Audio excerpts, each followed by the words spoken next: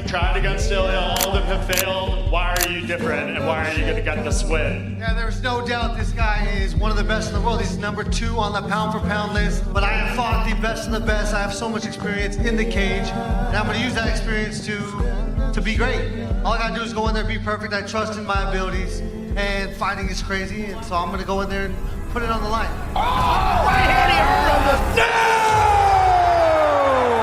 undisputed UFC champions of the world. Put your hand up if you think Justin Gaethje's gonna win. Ain't a person in this room that put their goddamn hand up. You can't, you know what I mean? Ilya was a big favorite, and he didn't go out there and do what the odds books, what the sports books were saying he should have done. They looked unbeatable.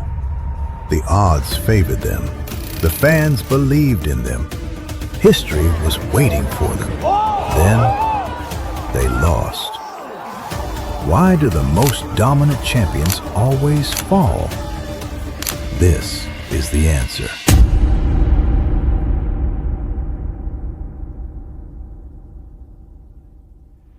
Halo bro, dalam sejarah UFC selalu ada momen ketika dunia merasa hasil sebuah pertarungan sudah bisa ditebak. Seorang juara tampil begitu dominan hingga hampir tidak ada yang percaya ia bisa kalah. Media menjagokannya, petarung memasangnya sebagai favorit besar, dan penggemar mulai menganggap kemenangannya sebagai sesuatu yang pasti. Amanda Nunes pernah berada di posisi itu sebelum menghadapi Juliana Pena. Ilia Topuria berada di posisi itu sebelum bertemu Justin Gaethje. Alex Pereira mengalaminya saat mengejar gelar juara 3 divisi melawan Cyril Gane. Lalu Khamzat Chimaev juga mengalaminya ketika mempertahankan sabuk melawan Sean Strickland. Namun hasil akhirnya sama, mereka kalah. Yang menarik, setelah pertarungan selesai, banyak orang tetap mengatakan bahwa mereka masih petarung yang lebih baik. Kalau begitu, kenapa mereka kalah? Karena di UFC menjadi petarung terbaik tidak selalu berarti menjadi pemenang. Fucking God, bro. Fucking legend. He's gonna be.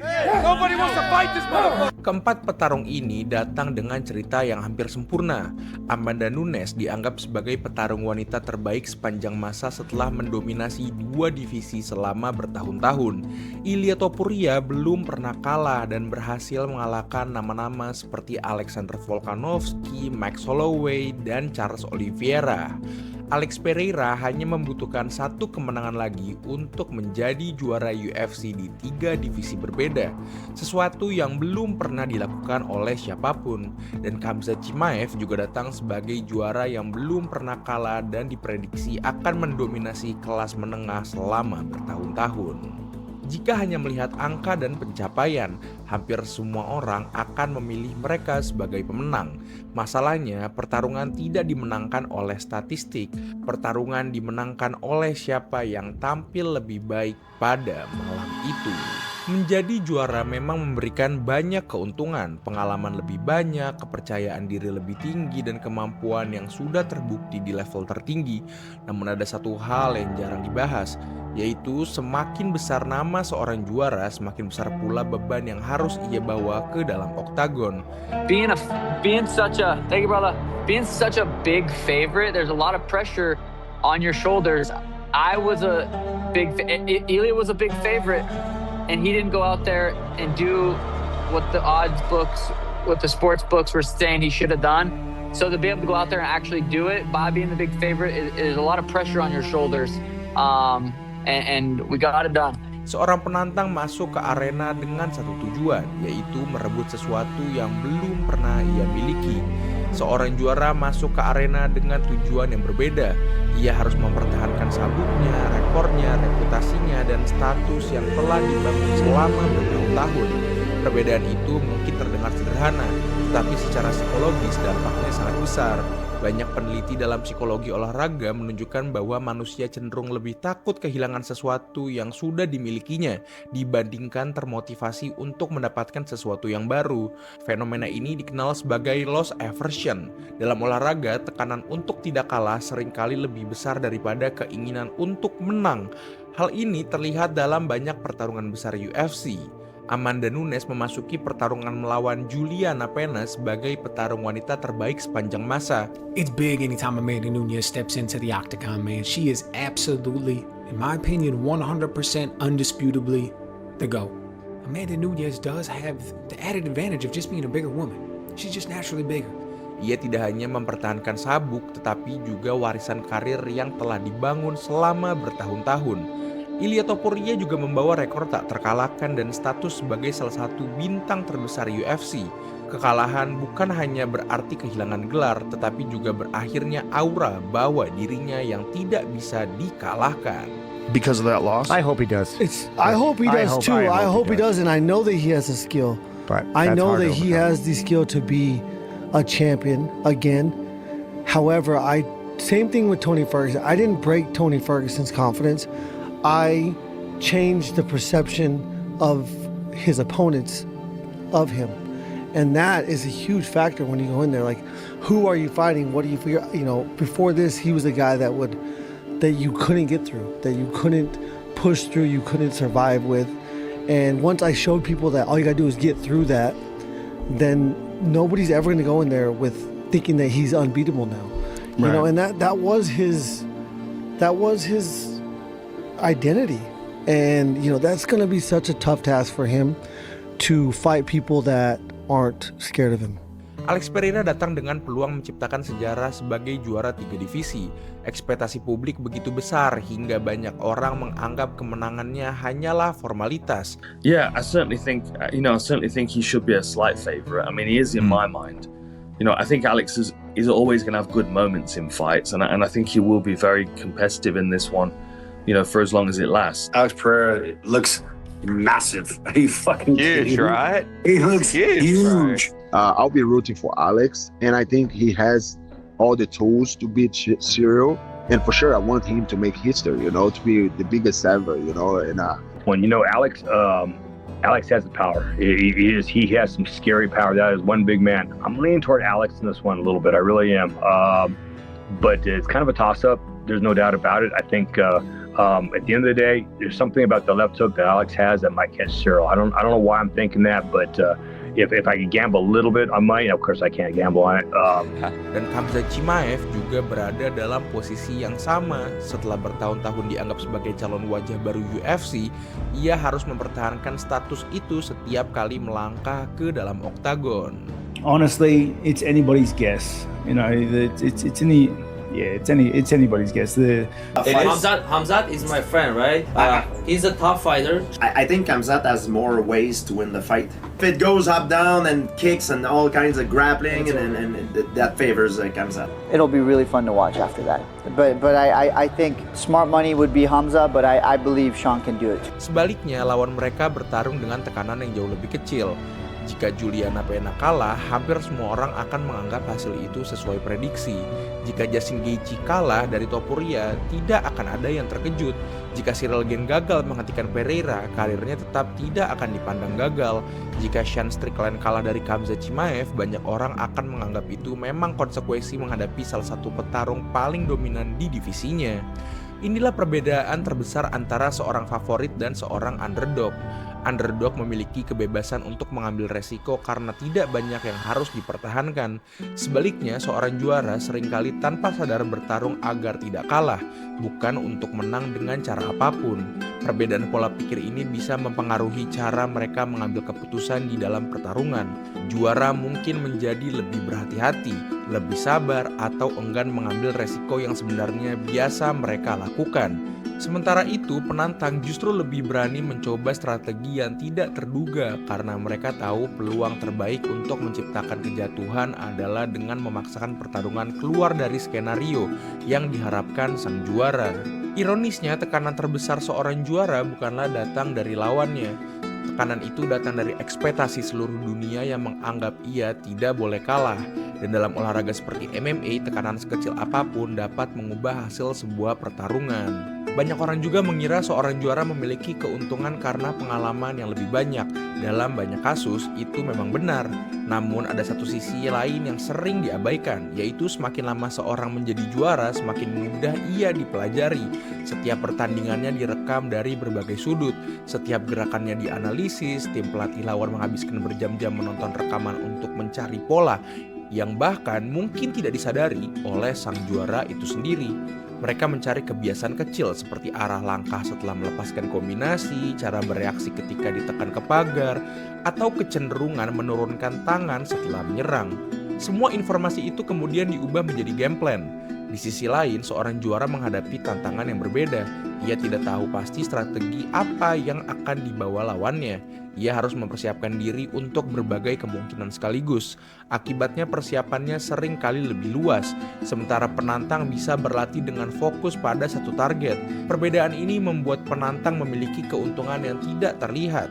Mereka tidak perlu menjadi petarung yang lebih baik dalam segala aspek. Mereka hanya perlu menemukan satu cara untuk mengalahkan satu orang. Justin Gaethje tidak perlu menjadi striker yang lebih teknis daripada Ilia Topuria. Yang ia butuhkan hanyalah strategi yang mampu mengganggu ritme Topuria selama pertarungan itu berlangsung. Lalu Sean Strickland juga tidak harus memiliki kemampuan grappling sebaik Khamzat Chimaev. Fokusnya adalah menjaga jarak, memaksa pertarungan berlangsung sesuai temponya, dan membuat Khamzat tidak bisa membangun tekanan yang selama ini menjadi senjata utamanya. Hal yang sama juga terlihat saat Juliana Pena menghadapi Amanda Nunes. Pena memahami bahwa hampir tidak ada satu orang pun yang mampu mengalahkan Nunes dalam pertarungan yang berjalan sesuai keinginan sang juara. Karena itu, ia memilih untuk terus memberikan tekanan, memaksa pertukaran pukulan, dan membuat pertarungan menjadi tidak nyaman sejak awal.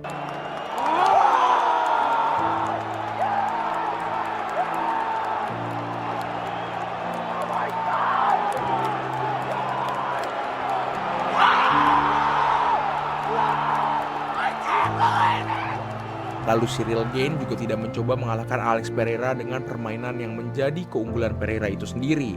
Ia memanfaatkan kelebihan ukuran tubuh, kecepatan gerakannya, pergerakan kaki, dan disiplin dalam menjaga jarak agar Pereira tidak pernah benar-benar menemukan ritme menyerangnya. Inilah perbedaan terbesar antara seorang juara dan seorang penantang. Penantang datang dengan satu misi yang sangat spesifik, yaitu mengalahkan satu orang. Sementara sang juara harus mempertahankan gelarnya melawan siapapun yang datang untuk berikutnya. Ironisnya, semakin dominan seorang juara, semakin banyak data yang tersedia untuk dipelajari lawan-lawannya. Setiap kemenangan yang membangun reputasinya juga menjadi bahan pelajaran bagi seluruh divisi. Jadi ketika akhirnya seorang juara kalah, penyebabnya seringkali bukan karena ia tiba-tiba menjadi petarung yang buruk, melainkan karena setelah bertahun-tahun dipelajari, akhirnya ada seseorang yang berhasil menemukan celah yang selama ini tidak pernah terlihat.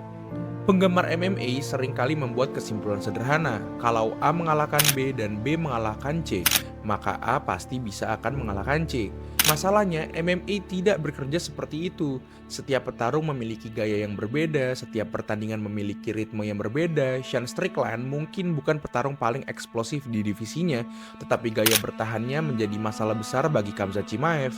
Cyril Gane mungkin tidak memiliki pencapaian sebesar Pereira, tetapi ukuran tubuh, footwork, dan kesabarannya membuat pertarungan berjalan sesuai keinginannya. Dan Justin Gaethje juga bukan petarung yang lebih lengkap daripada Topuria dalam segala aspek. Namun pengalamannya, tekanannya yang ia berikan, dan kemampuannya memanfaatkan momen membuat satu malam itu menjadi miliknya. MMA bukanlah matematika. MMA adalah tentang gaya bertarung, momentum, dan keputusan yang dibuat dalam hitungan detik. Setiap kali seorang juara mengalami kekalahan besar, selalu muncul pertanyaan yang sama, yaitu apakah ia sudah melewati masa terbaiknya, atau justru lawannya datang pada waktu yang tepat. Pertanyaan ini terdengar sederhana, tetapi jawabannya hampir tidak pernah hitam atau putih. Di level tertinggi UFC, selisih kemampuan antara petarung sebenarnya sangat kecil. Yang membedakannya seringkali bukan kemampuan dasar, melainkan siapa yang sedang berada di momen terbaik dalam karirnya. Ambil contoh Amanda Nunes. Setelah mendominasi dua divisi selama bertahun-tahun, banyak orang menganggapnya tidak ada lagi lawan yang mampu mengakhirinya. Namun ketika menghadapi Juliana Pena, performanya tidak sebaik biasanya. Pena datang dengan kepercayaan diri penuh dan berhasil memanfaatkan malam ketika Nunes tidak tampil dalam kondisi terbaiknya. Hal yang sama juga bisa dilihat pada Ilia Topuria. Sebelum menghadapi Justin Gaethje, Topuria dianggap sebagai petarung paling berbahaya di UFC. Ia masih muda, belum pernah kalah, dan baru saja mengalahkan beberapa nama terbesar di dalam olahraga ini. Sulit mengatakan bahwa ia mengalami penurunan kemampuan. Namun di sisi lain, Gaethje datang dengan pengalaman yang jauh lebih matang. Setelah bertahun-tahun menghadapi petarung-petarung elit, ia memahami bagaimana tetap tenang di bawah tekanan dan tahu kapan harus memanfaatkan kesalahan sekecil apapun. Bukan berarti Topuria tiba-tiba menjadi petarung yang lebih buruk. Bisa jadi ia hanya bertemu lawan yang datang pada waktu yang tepat dengan strategi yang tepat. Situasi serupa juga terjadi pada Alex Pereira. Banyak orang melihat kesempatan menjadi juara 3 divisi sebagai langkah berikutnya yang alami dalam karirnya. Namun mengejar sejarah seringkali berarti menghadapi tantangan yang belum pernah dialami sebelumnya. Ciryl Gane bukanlah sekedar lawan baru, tetapi juga petarung dengan ukuran tubuh, pergerakan, dan pengalaman di heavyweight yang berbeda dari lawan-lawan Pereira sebelumnya. Dan heavyweight juga adalah zona natural dari Ciryl Gane. Begitu juga pula dengan Khamzat Chimaev. Ia memasuki pertarungan melawan Sean Strickland dengan status tak terkalahkan dan dianggap sebagai masa depan divisi middleweight. Namun Strickland tidak mencoba mengalahkan Khamzat dengan kekuatan atau agresivitas. Ia memaksanya bertarung dengan tempo yang berbeda, membuat pertarungan berlangsung sesuai ritmenya sendiri, dan berhasil menghilangkan keunggulan yang biasanya dimiliki Khamzat. Inilah yang sering dilupakan dalam dunia MMA. Kekalahan tidak selalu berarti seorang juara sudah habis. Begitu juga kemenangan tidak selalu berarti penantang adalah petarung yang lebih hebat secara keseluruhan. Terkadang dua petarung bertemu pada titik yang berbeda dalam perjalanan karir mereka. Salah satunya sedang berada di malam terbaiknya, sementara yang lain tampil sedikit di bawah standar yang biasa mereka tunjukkan. Di UFC, perbedaan sekecil itu sudah cukup untuk mengubah hasil pertandingan, karena pada akhirnya sejarah tidak ditentukan oleh siapa yang memiliki karir terbaik. Sejarah ditentukan oleh siapa yang mampu tampil baik ketika pintu oktagon sudah tertutup. Kalau kita melihat kasus Amanda Nunes, Ilia Topuria, Alex Pereira, dan Khamzat Chimaev, ada satu pola yang terus berulang. Mereka bukanlah kalah karena tiba-tiba menjadi petarung yang buruk. Mereka juga bukan selalu kalah karena lawannya lebih hebat. Mereka kalah karena UFC adalah olahraga yang tidak memberi ruang untuk kesalahan. Semakin dominan seorang juara, semakin besar tekanan yang ia bawa. Semakin besar namanya, semakin banyak orang mempelajari permainannya. Dan semakin lama seorang berada di puncak, semakin banyak penantang yang datang dengan satu tujuan, yaitu menemukan celah yang belum pernah ditemukan orang lain. Mungkin itulah mengapa hampir semua dinasti besar di UFC akhirnya runtuh. Bukan karena sang juara berhenti menjadi petarung hebat, tetapi karena di dalam oktagon yang menentukannya bukan siapa petarung terbaik sepanjang karir. Yang menentukannya adalah siapa yang tampil paling baik selama 5 ronde. Dan sejarah telah berkali-kali membuktikan bahwa dua hal itu tidak selalu sama. Nah, udah segitu aja buat video ini. Terima kasih banyak yang nonton. Jangan lupa like, comment, dan subscribe. Dadah. Watch out. Zombie attack, baby.